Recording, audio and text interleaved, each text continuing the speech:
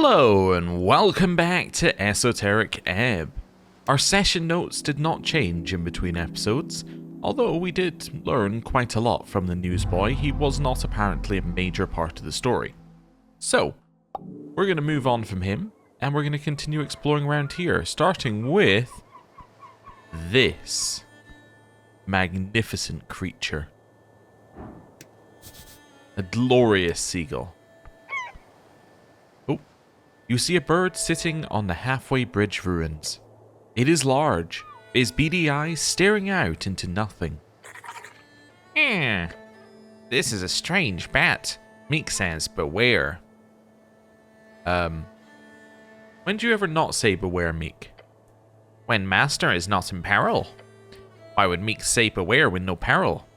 Is this thing dangerous, Snell? Giant seagulls don't attack people. They do steal stuff sometimes, but don't leave food out in the open air and you'll be fine. The bird does not appear to react to you. The giant seagull, you have a number of traumatic run-ins with them during your youth. Except you.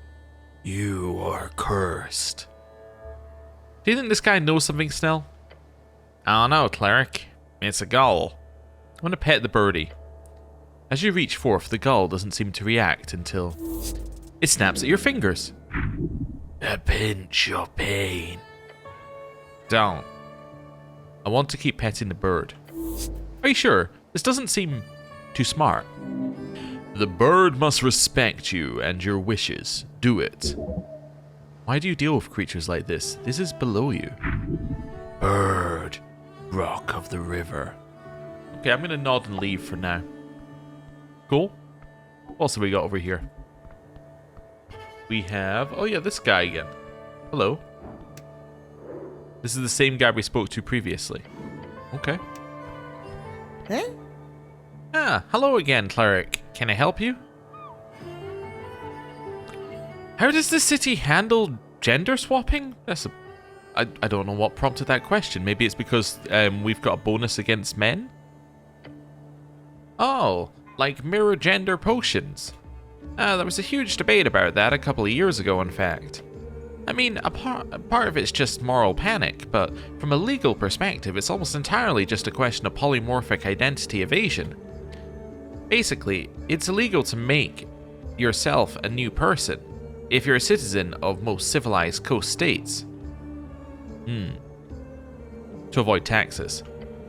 He laughs. That's one way to put it. Now, usually, these days, it's not that big of an issue. Polymorph spells are expensive, and so are all the potion varieties. But then comes in the potion of Mask Femme. Quick, easy, quick to use, permanent. Still expensive, but a couple of months' rent expensive, not life fortune expensive. You wouldn't believe how many bad boys tried to escape jail time by sucking up their willies for a while. So the city stepped in and had a whole debate over it, whole public outreach campaign and everything. In the end, they only made it mandatory to register if you used one. Oh, and they regulated which sources could sell them. Officially, at least. And there's some discourse around that too, of course. Should the government be able to spy on you? Should we be forced to have permanent record regarding your original bodily existence or ancestry? Should a dwarf who really wanted to be a halfling for some reason be forced to mark on their official papers calling them a former dwarf until the end of their days? Or should we simply live and let live and allow people to shape whatever esoteric physical realities they want to exist in? So the government has to keep track of citizens, otherwise we'd live in chaos. The city should not impose itself upon the liberty of its people. People should be content with their current physical realities, like me, or as a wizard I support any magical or esoteric distortions of reality. The last one's just like, I support wizardry. But obviously, as a member of the government has to keep track of its citizens, otherwise we would live in chaos. Sound like a true bureaucrat. Either way, it's an interesting question. Norvik views it in one way. Some states are more draconic. Some are more liberal. He grins. Anything else you wanted to ask? Okay. What does the law have to say about powerful magic items? Like what? Generally speaking, magic items are classified under the same stuff as regular spells. That is, cantrip tier effects are free to use. Low tier magic, 1st to 3rd level, require affiliations with certain groups or city licenses. Then there's obviously a grey zone, since some magic items can't be easily aligned with a spell tier. But the city usually looks the other way for anything that doesn't actively disrupt the peace. Ask him the other stuff first, then segue into the necklace question. Do you have any magical or magic items? Sure, got an Inpoc that never runs out. Got some of those nifty papers that fly to whoever you think of when you toss it out of a window. Been thinking of splashing some crowns on a sending pebble, but man, those things are expensive. What about magical weapons? I mean, Norvik is pretty libertarian on the weapons front, at least compared to some cities around the coast. I know citizens can get a license for magic-full family heirlooms, you know, my grandpa killed a troll with this axe, and now it makes you bleed green and cut down trees in a single chop type of thing. Like I said, the city usually looks the other way, even if the law does say you're not allowed to wield any of the really wild shit. What about potions? Ah, yes, that's a great question. A potion is defined as any consumable object capable of granting a magical effect upon the consumer. However, they are technically magical items as well. However, unlike certain city-states, Norvik does not have a list of approved potions. Stuff like Virginie Riverblood or whatever it's called, or those non-alcoholic ales that make you more confident. It's hypocritical in a sense. In another, more economical sense, it's genius. Norvik has become a home for mass production of potions over the last decade, ever since that list was made. Ever wonder why there's so many hags in Norvik? That's why. Economic incentives, baby. What about a necklace of fireballs? What can you tell me about it? Ah, famous magical item, or infamous. Just to be clear, he says, clearing his throat, I'm not in any way connected to the imp that started the Coast War. But man, did that guy stir some shit. Legendary shit. He used a Noff when he blew up that airship, you know, for the assassination of Priestess Ilona. I'm sure you read about that in school. Oh, a Noff is what we in the business call a necklace of fireballs. Lots of places in Reeds have specific laws regarding Noffs. Arcanists left a ton behind after the war. Whenever a cache is uncovered, you inevitably get a bunch of Noffs circulating the coast. What laws does Norvik have about Noffs? None, they're not too common in Ascan. They're covered under the normal magical item clauses. They're strictly forbidden as high-tier magic, even if technically. He loves that word. Technically, a Noff with a single bead attached would only act as a 3rd level spell, which is considered low-tier magic. Technically speaking, he says and smirks. How rare would a fully stocked Noff be? He laughs, letting out a slow and insidious sound. Very. I'm sure 1 or 2 9-beaded Noffs have circulated the coast in the past years. In the early Arcane era, I'm sure some wizards made fully stocked Noffs. But it's not very practical, is it? The mass-produced ones you'd find in artillery corps or flight bombers, they've usually got 3 to 6 beads. Cheaper to produce that way, from what I've heard. Has there been any case of a 9-beaded Noff being used? He looks away and thinks for a bit. I know Noffs were used in acts of terrorism in the wake of the Freestrider Rebellion, but I can't tell you a single documented case where a fully stocked Noff has been confirmed. It's not very practical, is it? The difference between 3 or 4 beads exploding and 9 is negligible. Human flesh and even iron, it'll melt either way. The size of the explosion won't increase with more beads. Only the heat increases. Unless you just desperately want to melt, I don't know, adamantine? No reason to trigger them all at the same time. We did hear it for R1, we know that the necklace was melted inside. Was the necklace maybe a protection thing? So they needed to make it hot enough to melt it. What spell level would a fully stocked Noff explosion be? 11th? Yeah, ridiculous number. The Arcanist sure did some wacky shit with spells over 9th back in the day. I saw this one guy once, right? He turned his brain into a library with a single spell. Don't ask me how I got invited to that party, but boy, was it weird to watch. Okay, good. Good questions, even better answers. Well, see you later. I appreciate that we can just come to him for law advice. He's quite happy to give it. We haven't really, like, investigated that very much, but... Oh, that's cool. Ooh, what's this?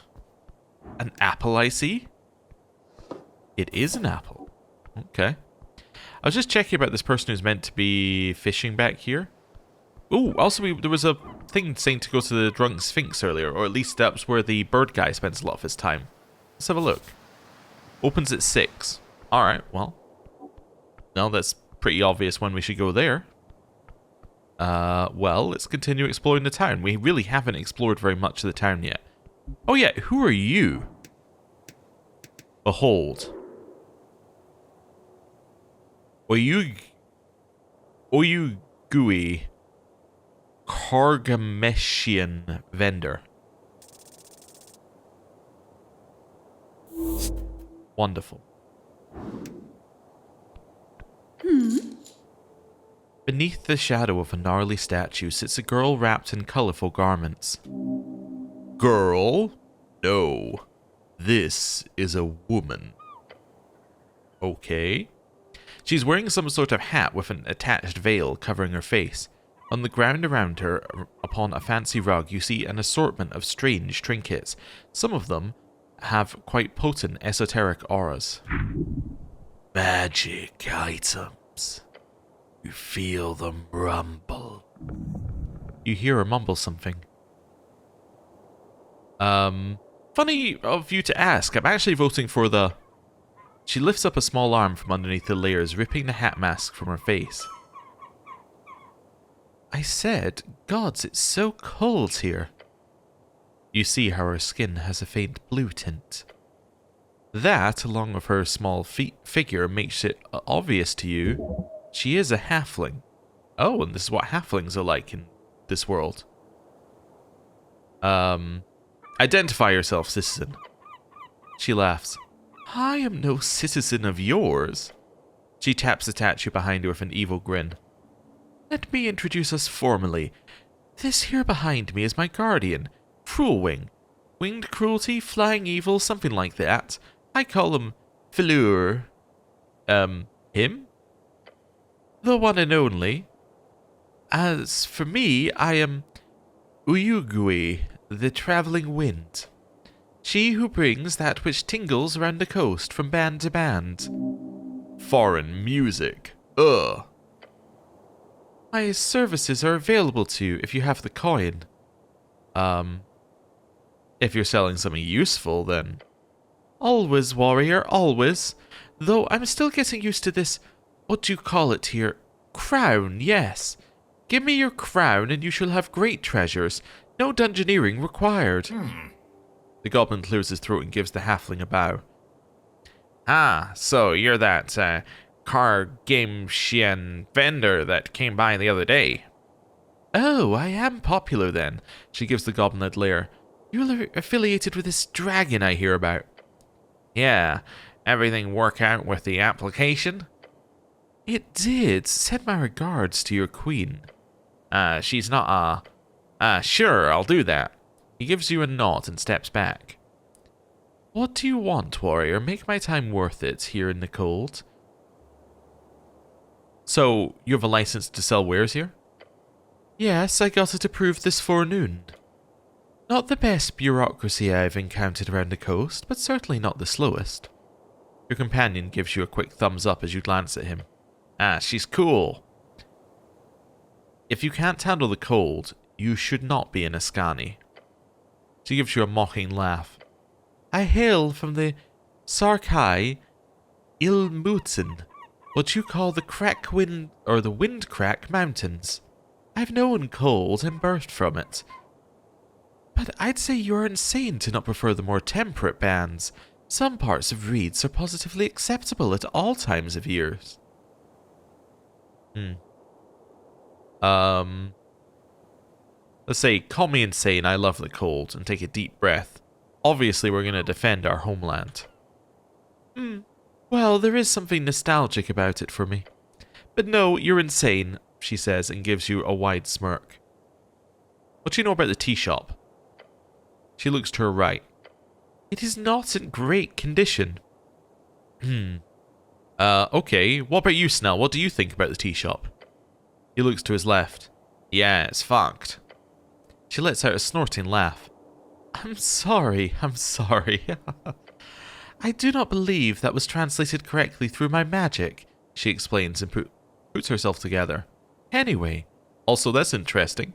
So everything's being translated via magic? Huh. I do not know much as to why it became this way. I arrived in the afternoon on the day it happened, you see. Do you have proof of that? Yes. Oh, what kind of proof? Ah, she's clear. I've already checked her. Good, I do not want to become implicated in some strange crime. Not after that time I was jailed in Joyful Frog's Leap. That's a strange way to say the name of the Big Island portal in Hey She Waters. In cat speech, it's supposed to be Salto del Sapo Alegre. Oh, okay. So that elemental can't cast fireball then? She makes a strange, playful oohing sound. No, warrior. He can do much harm, but no fire.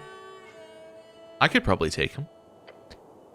No, you cannot. She gives you a wide smile. Have you heard anything about it? Just that it exploded. But people tend not to want to speak about it much from what I've noticed. Almost like it's none of their concern. What's it like back in your homeland? Her eyes look down. My home is not in great shape, I'm afraid. There is strong inequality among the planes touched. Great warlords rage across the borders to fell Tyre. The gem princes hold monopolies at every port. The deep cities remain in a... She stops herself from ranting. It's a wonderful place with wonderful folk. But I wish it would be more like this place sometimes. Yes, everyone should look up to Norvik's greatness. She gives you a hollow smile. Perhaps, warrior, perhaps. That's all I wanted to ask. So what are you voting in the election? She's not voting. She's not a member of the electorate. I heard there was an election ongoing. I am lucky to have arrived at such an exciting time. So what are you voting? I only just arrived, warrior. Now, I have visited Norvik a few times before, but I do not believe that constitutes for me to receive voting rights, does it? Well, if you did, who would you vote? I'd vote for the Asgalists, I think. I admire the spirit of cooperation I've seen between human and dwarf. Sometimes I wish more people in my homeland shared the same values. Well, I'm voting for the party of Norvik. We need to return to the greatness of Earth. You follow your gods, of course, a good holy boy. I really like that helmet up there. Why is it hanging on your statue, friend? Oh, that's just a warning. Last adventurer tried to steal from me, left it behind.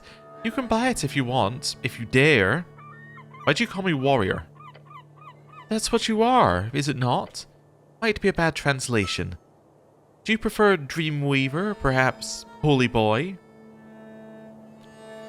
No, they're both wrong.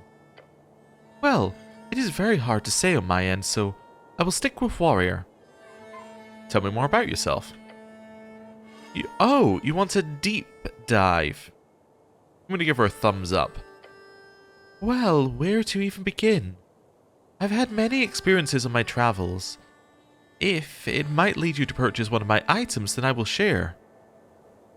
How difficult is it to turn a profit with a business like this? Surprisingly, not very. I purchase where goods are cheap and sell them in places where they are less so. It works surprisingly well, as soon as I figured out the cheat. The cheat? My little secret is listening. Oh. I make sure to keep an ear out among travelers, merchants, sailors especially. They talk a lot when they get drunk. I met an Ascani native once in a port in Virginia. I think it was Listan. Over the course of an evening, I showed him 10 magic items and I priced each at an exorbitant level. Way more than I would ever dream of selling them for since I'd gotten them for very little.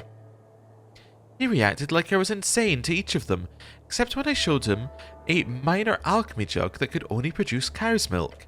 And all of a sudden he thought it was a great deal. I made a fortune in my last few trips to Norvik through a dozen of those jugs alone.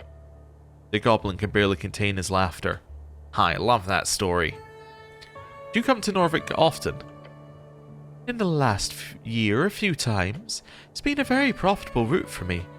But I will be going further soon since, well, I've yet to get my circumnavigation blessing. Explain. Oh, you haven't heard of it? It's a blessing folk receive if they go around the coast. Some type of powerful spell or blessing left over from an earlier era. It doesn't really mean much, but people who do it are able to cast a cantrip naturally, and it will afterwards. She holds out her hand and creates a sparkling blue mist to appear above it. I already know prestidigitation, of course, so it's entirely for the fun of it, a personal achievement, if you will. Prestidigitation. A very convenient, but difficult to master transmutation cantrip. It can do pretty much anything from heating tea or cleaning clothes to creating minor sensory effects or temporary objects. It's extremely versatile, and a talented user is able to wield it into even greater forms of usefulness. So we'll see when I get around to it. But I've heard how difficult it can be to pass IM these days, so I'll be looking forward to the challenge. I've never even been to Western Divini Torum either. Exciting! How do you travel? By ship, almost exclusively. Sometimes I serve as a boat mage, joining vessels with much broader shipments than my little trinkets. But I've travelled a lot with unaligned sailors as well. It's usually a bit more fun that way, albeit dangerous also. Or more dangerous also. One time I joined a crew of maw pirates. I swear I was this close to being a dinner sacrifice to the Nalfeshni in charge. But when I used a powerful wind transmutation to save the ship from sinking in a rough storm, all of a sudden I was the guest of honor. Wouldn't do it again though, demons make for the worst pirates, all chaos and no fun. What's your view on the Clanland's troubles? What trouble? My view? She looks around her shoulder. Off the record? I'm never off the record. I'm an extension of the law, a tool of the state, a goon of the city. The halfling looks at you for a few seconds. Okay, well I'll tell you anyway. I'm entirely sympathetic. The Ford Nip Commonwealth has been broken in half, thousands subjugated into a hostile foreign invading nation. For decades... My people fought for their independence for decades. What I see here is a repeat of Cargamshian history played out right now upon the Golden Line. We stand by our Scani cousins. Are you worried about celestial influence? As a merchant, I can tell you firsthand of their power across the coast. Every port, every trade route, every company. They have investments everywhere. Why are you so invested? They're clearly not the same type of halfling as you. You see, our minor aesthetic differences is a major enough barrier for us to not feel that shared experience. There are two responses to this. The first, our skin color does not matter in the grand scale. The second, even for entirely different folk types, I still hold the view of independence. That is my view. Alright, what you got for sale? Great. What can I interest you in? For example, she pulls out a yellowed scroll from her chest. This here is a scroll of comprehend languages. Handy if you need to decipher some ancient text or speak with a foreigner. Oh. Interesting. These are... oh, I don't have enough money, I see. They want money. Oh, also everything's 20% cheaper, I'm assuming because of my charisma.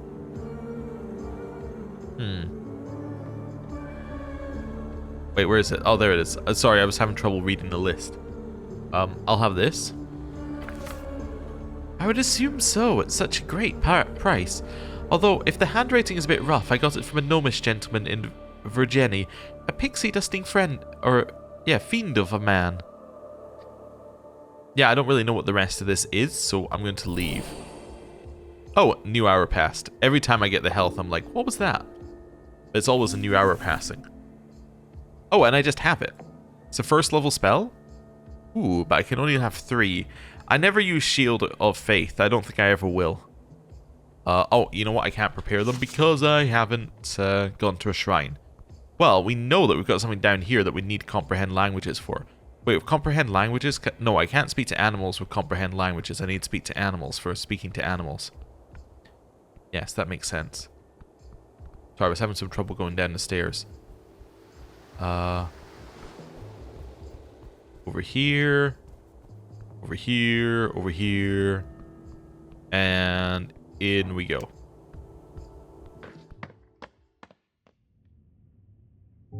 Right.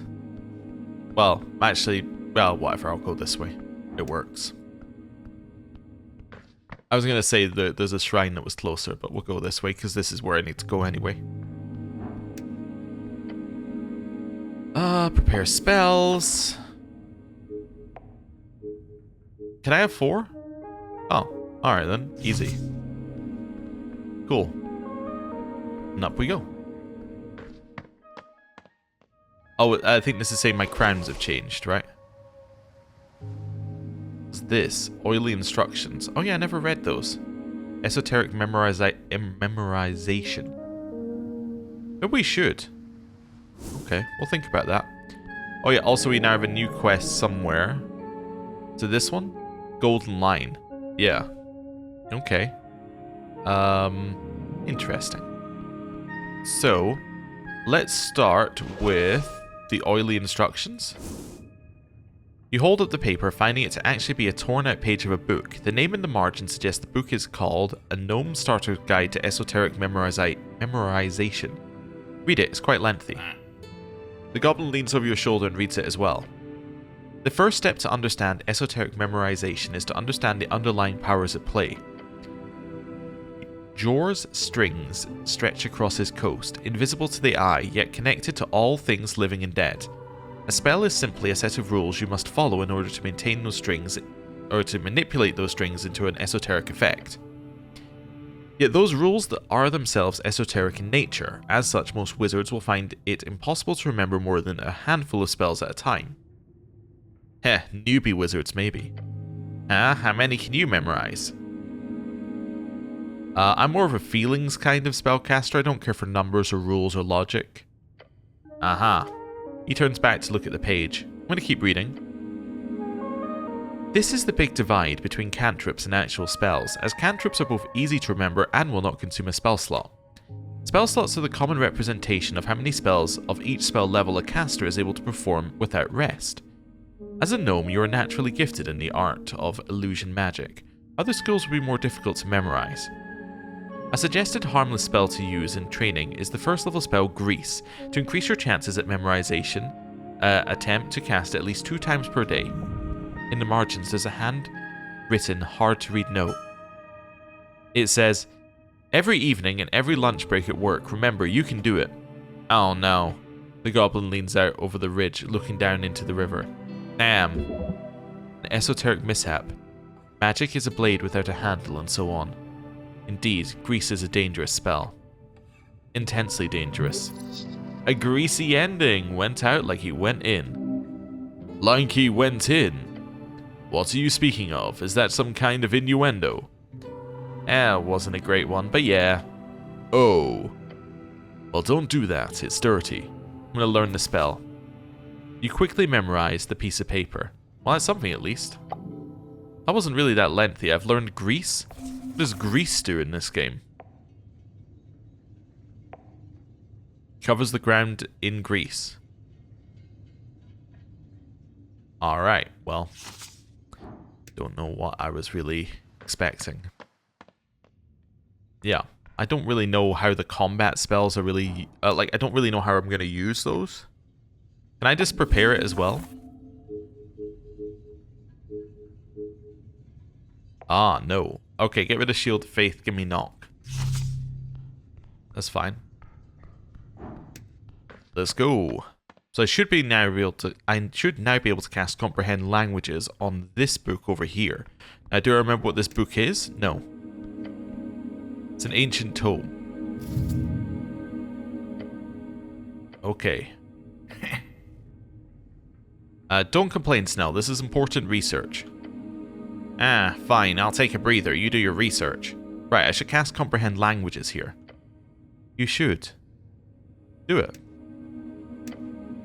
You mutter the words to yourself and carefully tap the frail paper. The words then pop into place, as they should. Begin reading the first passage. I wipe the sweat from my brow.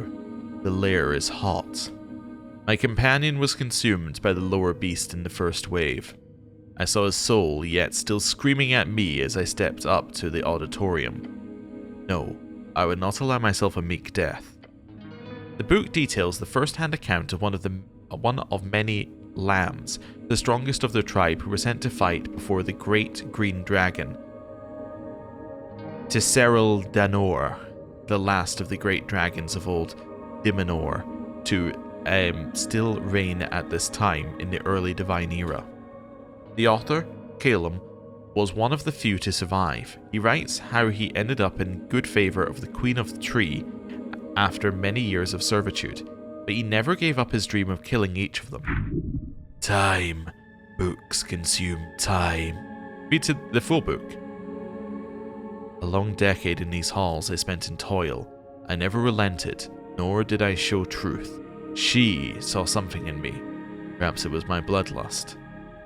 Calum became the loyal first human of TTRPG-turned-CRPG, a type of manservant.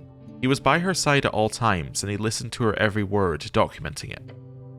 The book contains a long series of transcripts, seemingly directed from the ancient dragon herself, that slowly reveals how the author learns not just the basic tongue of Draconic, which all of the high humans spoke, but rather the deeper power behind those words. A human playing the strings was amusing to her, or to them, to her, for none could ever dream of handling anything but the most shallow of songs, until the day I understood. This is fascinating. This story is told to all who are taught magic, how the first Arcanist stole the knowledge from his dragon masters. But this you have not heard. Calum Dimenori listened to the ancient dragon until he understood. Dragons control strings, not just with words, but with their voices. Once that clicked, the book explains, he learned how to tap into the words of power, higher tier magic.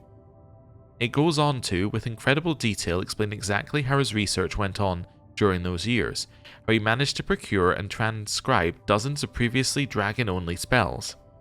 He did not master all of them himself, but he did master some, and most importantly, he trained himself until he could cast a spell of Jor's limits. That would be what we today call a 9th level spell. It goes on for pages describing basic stuff about the Draconic Civil War, similar to things you read in school, how all of Dimenor fell during their raging. In that chaos, humans were starting to rebel. It was with great pleasure I turned on her, when I saw my great cousin Doug Dulin Dim appear with that sacred standard, yet he did not wield strength enough to break her. Thus the last of the great serpents fell to me, to my one word of power I had learned just for her: kill. Thus the era of the worm was faded, with man raised in its place. I am Calum of Dimenori, my word-shaped worlds. Myself, Jor, is what I am become. The book ends with instructions on various draconic magical theory, most of which you already know. Elementary. However, look at that final cantrip on the page. Look at that Mage Hand. Mage Hand? A common arcane cantrip. Can be used to grab things from afar. Very useful. Calum's Mage Hand? You run your fingers over the script. Yes. This is the personal transcription of the spell Mage Hand by this mythical Calum. Memorize it. It's a complicated version of the spell, but this is a much more sleek implementation of Mage Hand than any you've ever come by before. You could perform great feats with this. What? Reach for apples? Apples. Holy shit, this will let you steal shit from a distance, won't it? Yes, although it is not as subtle as you might imagine. If you get caught. Sure, but that won't happen, will it? I was hoping I would learn the power word from this.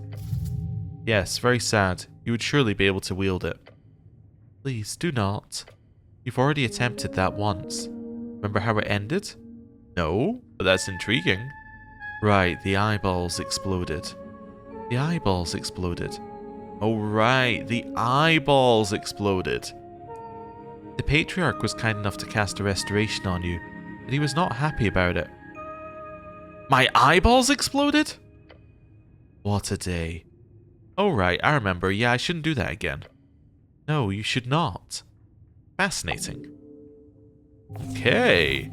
So we now have a new cantrip. We have Calum's Mage Hand. Huh. Okay. You can open an unlocked door or container and all sorts of stuff. Kind of useful. Alright. Yeah, neat. Can I just cast it as a thing? And now I have a hand. Oh, you can only have one cantrip on at a time? Oh, I see. Well, for now I don't need the light, so... we'll do this. But now I have a hand. Right, let's head up here.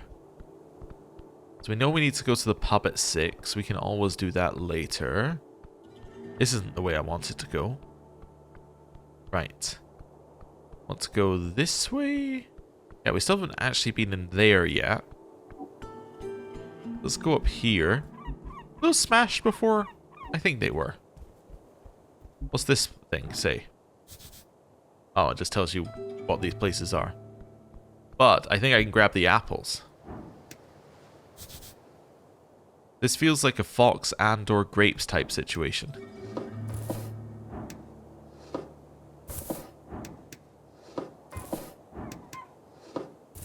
Oh, shards of Jor as well. That's nice. What's this? Magistrate's apple tree. It's bracken. A branch from the majestic apple tree in the magistrate's yard. A sign of humanity's greatest ability to grow and nurture the natural world. Seen anything suspicious lately? Snell gives you a concerned glance. Then he turns to the tree and growls, "You better answer quickly if you want to keep your leaves, buddy." The tree does not respond. Damn, I guess we'll never know. Alright, I'm going to climb it. Yeah, that needed a nat 20. I mean, we had a guaranteed pass with anything that wasn't 1, so we definitely needed a nat 20 there. With a heave and a ho! Great job on your climb. I'll stay down here, though. You make it. Lovely. Is this just somewhere where you can get apples? This was just literally another way to get the apples. I need to use this one. Okay. Climb the branches. Wonderful. With a heave and a ho, you make it. Okay, I got 5 XP for doing that, so that's fine. That seems worth it to me. Ooh, what's this? This road leads into Central Tollstadt. You have no business there. Well, how do you know that? I could have business anywhere. Wait, what's this? Noise below is deafening. Can't reach that from here. Oh, okay. Well, that's interesting. You know what I think I'm going to do as well? I'm just going to go quickly check in on Darrow. Oh, I can't. The door isn't open. Oh. Well, he discovered my one weakness, a locked door. Excuse me? Broken statue of a cat. Cute. Okay, well, down this way, and this way. And all the way around here. What's this place? Wait, what am I beholding? Something's stuck in one of the roller mill blades. Oh. Is it? Looking out over the ledge towards the roller mill's blades, you see them spinning as per usual. Except, in one of them, there's something stuck. You see a rod. An esoteric event. What are you looking at? Oh, he mouths and looks at the same thing you're looking at. Ah, it looks like a rod. Weird. Oh, it is a rod. What the hell is that? Some type of magic item, perhaps. Maybe a kid threw it into the roller mill blade. Wait, wouldn't it be dangerous to try and grab it? You could die, yes. So maybe you shouldn't. Okay. We'll say no way for now, just so I can save. There we go. Then we're definitely going to try it. We have an advantage? Wait, why could I not... Wait, why would I not just use my mage hands now that I think about it? Wait. Did I lose my opportunity to interact with this? Wait. I did? Oh.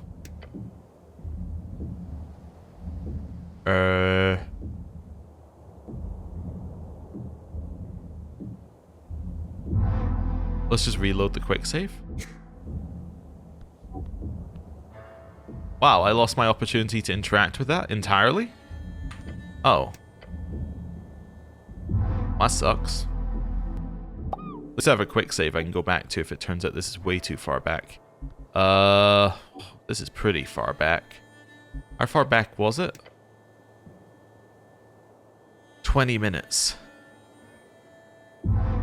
That sucks. Maybe I get in... Well, no, it's kind of gone now. Huh. See, I was hoping I could quick save and then jump back into it. Okay. So, what did I do? So I've spoken to you, right? Yeah, so I spoke to you. It might not take that long. Do I have comprehend languages yet? No. So that means I haven't spoken to this person over here at all, right? Oh my lord. Yeah. Oh. Let me out of the conversation. Let me out. Right. The spamming not the top dialogue option. Right. Okay, well, I guess I didn't get it. I mean, it was a dexterity check anyway, so like a dexterity check that's high, even with advantage, is not that easy for us. Yeah, it's a little annoying that we can't do anything with that, but yeah. I mean, what is our dexterity is -2. Not the worst, but a -2. I was at DC 14. I guess it could have been almost 50-50, but okay. Active machinery inside. Okay. Let's have a look. Oh, hello. Who's this guy? We can behold him again? Oh, okay. Same info as before. Wait, we can behold once a day as well? That's huge info. The boys greet you with hesitant collective grunt and mumble. Cleric! Awesome to see you again! He does a poorly executed fist on chest salute. Have you joined the Urthguard? No. We're fighting for the good of the city. For the city. Our city. He gestures towards you and him. You joined us just in time. We were just about to do a roll call. You're free to join us. What you did on Waterlane was very helpful. And while it's a temporary victory, getting that filth off the streets of Tolstad is one hell of an accomplishment. You're truly an inspiration. What a celebrity, the goblin whispers to you with a chuckle. Yes, I am amazing. Now do your roll call. Yes, okay. He glares at Snell for a second. Alright, Norvikian Resistance members, thank you for attending today's meeting. Important meeting. Shut up, goblin, says the lanky kid and sparks a tiny fire from his hands. He laughs. Ha, you think you look cool doing that, damn child? The magic boy clears his throat. Esoteric Initiate, Earth, Ise, here. The large one stands up and raises his fists into the air. Sternbusken, yes! Don't shout, the quiet kid mutters. I'm here. Roll! He gives a nervous look to you, then he mutters. Master of Whisperers. Your companion stifles a laugh. I told you it was a bad title. I should be First Spy. No, that sounds like a magazine protagonist. And Master of Whisperers doesn't? Hale's official title of Earth's Spy Master. Do I look like a master? He hisses, and goes quiet once more. Rollo awkwardly clears his throat. Also present is the visiting Lord Cleric. Oh, I forgot we were Lord Cleric. And his helper. Oh, I'm the help, am I? Look at the bottles in the corner. They've been drinking. You're the best help, Snell. Don't you worry. Thank you, Cleric, he says with a tired expression. You boys haven't been drinking, have you? Rollo laughs and shrugs with a wry smirk. I mean... drinking is extremely unlawful behavior. What? No, it's not. No, it's not. Sten starts looking around, looking for furtive lad. Issei gives him a mean look. Scare them honorably. Scare them honorably. Straight. It's strictly prohibited for Urthgard to drink. We're not Urthgard. Not yet. Rollo holds up his hands and mumbles, look, we're not drinking, we're here on serious business. Yeah, Sten exclaims. We couldn't afford to anyhow. Shut up, Sten. Your companion rubs his temples. You guys seem organized enough. Thank you, we've worked really hard to help out before the election. We're just one small offshoot here in Tolstad, but there are tons of members of the Norvikian resistance around the city. It's a big political movement. He gives the three other Kivs a nervous look. I mean, we're getting there. He claps his fist to his chest. Meeting begins. The large boy cheers. Sweet, when do we go home? Home? No, There's not that much to talk about, right? Yeah, my dad doesn't like it when I stay out like this. Come on, you guys. The election is just around the freaking corner. He says freaking instead of fuck as a habit, not to upset his sensitive parents. And I've got a mission. Big mission. Like, actually. Mission? Do you mean a quest? Yes, exactly, a quest. I've received word from our contact. You know, short guy with the weird beard. Weird beards are not indicative of strong city loyalty. Halfling or dwarf? No, just a short human. A resistance movement member? Yeah. We don't have too much info on the other groups, but there's this guy we call Shield Guard. He's in the palace. Probably a cleric. He knew magic and stuff. They sure tell you a lot for a secretive organization. Amateurs. Word?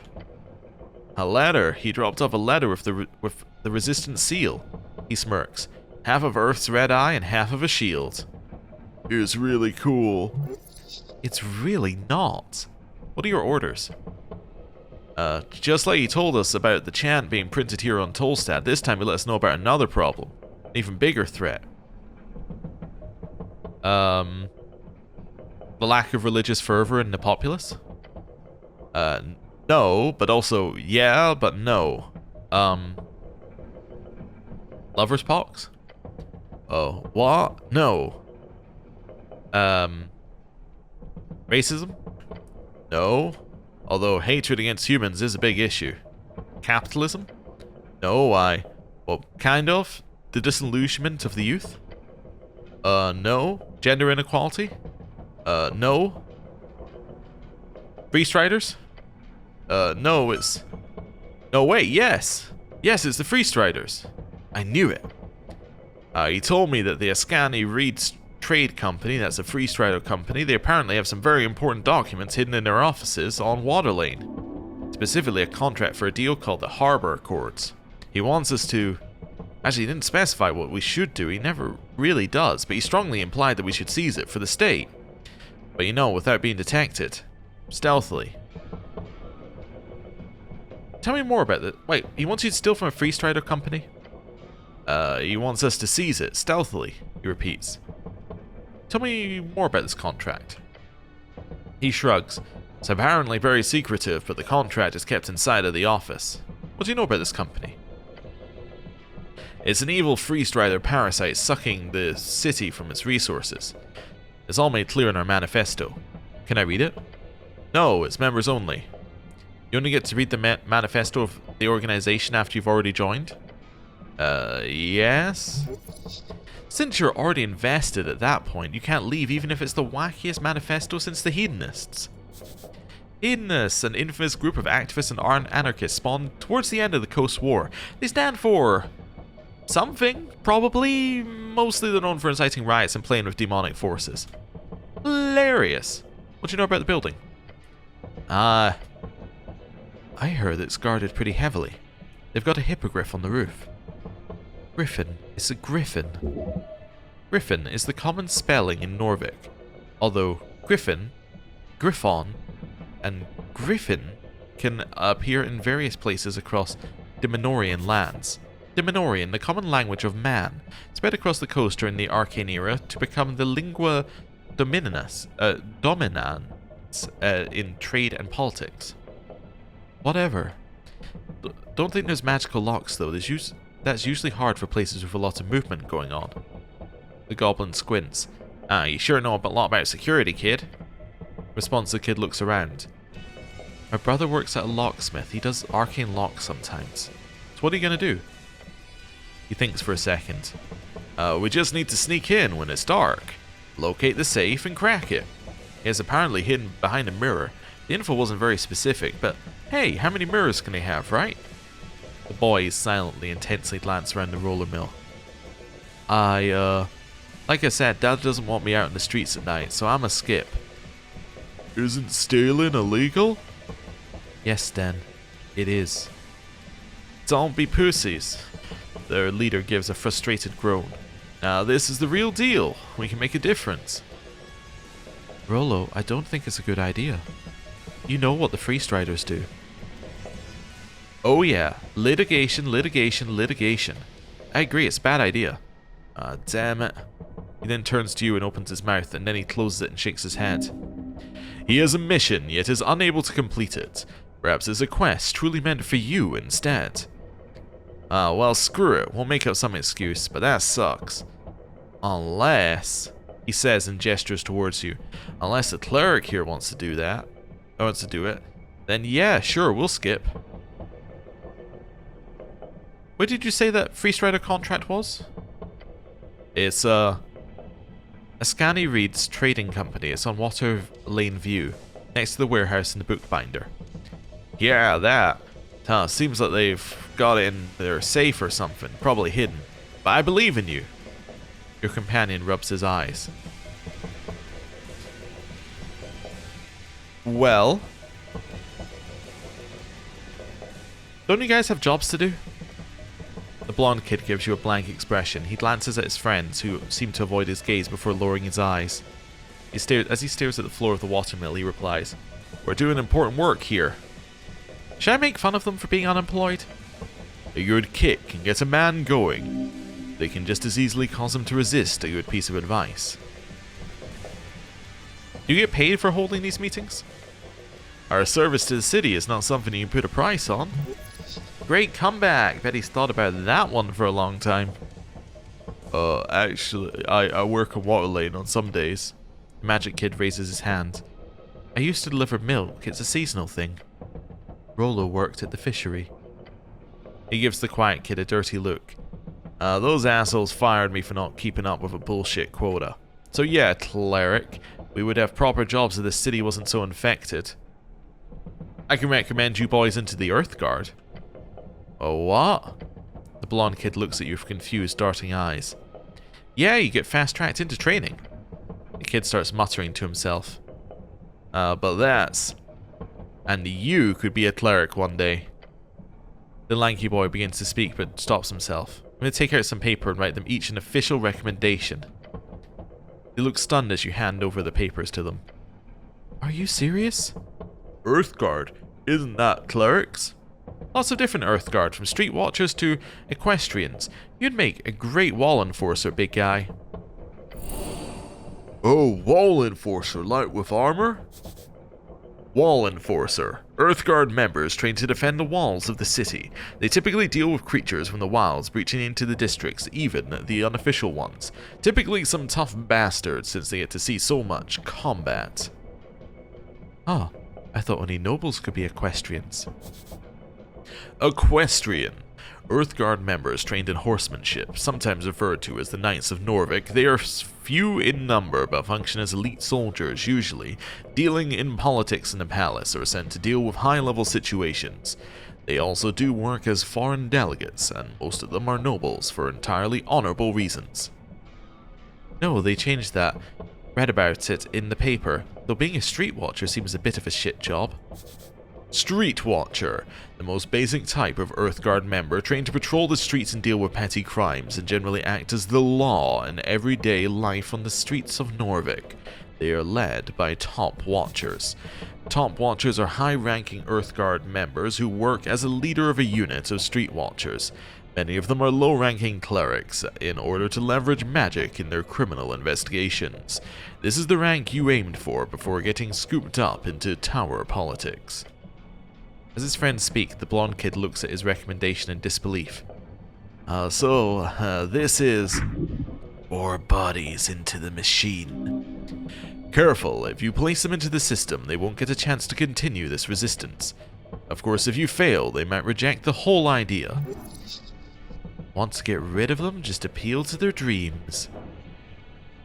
So apparently they might not join the resistance and we lose that storyline, but... you know what? For the good of the city, join the Urthguard. Hey! These boys are idiots. But they're stubborn idiots, perfect for boot camp. Just make it clear that they can do all of their political bullshit from inside the system. It's time for you to put your beliefs to the test, boys. They all look at you. The system is broken, but it can only be fixed by those with power from within the city itself. You want us to? I need you to join the Urthguard. That's the only way you'll get enough influence to change this city. I can't just... I guess I could. Dad would be happy if I got a stable job. Yeah, it's not such a bad idea. Do we get armor? As much armor as you can carry. Hell yeah. Huh. Be careful, you don't want them running off and joining straight away, that is. Your quest will be failed if you send them off. Give it time, mull it over, it's a big decision. Have them stick around for now. Okay, we will. Thank you, Lord Cleric. He bows his head. I have some questions about the tea shop. Sure, hit me. All of you, I need the truth. We'll tell you anything we know. Yeah. The quiet kid nods. Where were you on the day of the explosion? I was at home. Same. The quiet kid nods. What about you? Pointing at the lanky kid who keeps casting fire cantrips. He clears his throat. I was at Tolly's place. His dad can vouch for it. If I did have the power to cause explosions like that, I wouldn't use it to blow up a tea shop. Even if it was an Asgul rat hole. You were all home then, during lunch on a workday? They nod. Well... my little brother was close though. Thank Earth he didn't get hurt. He told me about the fire being weird or something, probably magical. Yeah, esoteric bullshit. Esoteric bullshit! Whenever the weird unstable magic around Jor's coast makes things a bit too wacky, people tend to say this. He works at the kiosk on Pillar Road. Oh, okay. Oh, it's all connecting. What do you know about the tea shop's owner? Some bird folk. I don't know, never talked to the guy. Rest of you? They shrug collectively. You ever hang out in the tea shop? No, of course not. There's an Asgul hangout. Modissa was there a lot, from what I understand. Bet she knows a lot about it. That's all for now. Great, just say the word if you need anything else. Okay, I have some questions about you. Me? Okay. Roller, was that a nickname because you hang out in a roller mill? He squints at you. No, it's just my name. I don't believe in coincidences. It's a very normal Urfolkian name. I have 2 uncles named the same. 2? He sighs. Where'd you grow up? Over on Wall Street. Cool place. Not really, it's way too cramped. We lived in an apartment right at the river. Stuff happened and we moved to Tolstad. Not that big of a difference, to be fair. My little brother likes it better here though, so that's good. Why'd you join this movement? Because my city needs me. Right? He asks his friends who all nod in approval. An honourable cause. I agree. What does your father think of you being in this movement? Considering he's dead, I don't think he cares too much. What about your mother? I'll ask her if she comes home this month. Look, it's me and my brother alone, okay? It's fine, we both work. Alright, no more personal questions, I know enough. Sure. He gives you a confounded, frankly idiotic look. Instead, we'll go for more non-personal questions. Okay. Okay, I'll do it. I'll get you that contract. What? Awesome. I'll do it as a service to the city. Good to hear. Here's your bad salute. Don't get caught or anything. If you do, you don't know us. Sure. He nods. Good luck. Earth be blessed. That's all for now. Thank you, citizen. Okay. Well, new members of the Urthguard. What's this? Bunch of safety or site safety rules. Then it says if broken, contact your local union representative. And there are multiple ways we could go here. Except we're not going anywhere because what instead we're doing is ending the episode. Thank you very much for watching. I'll see you next time. Goodbye.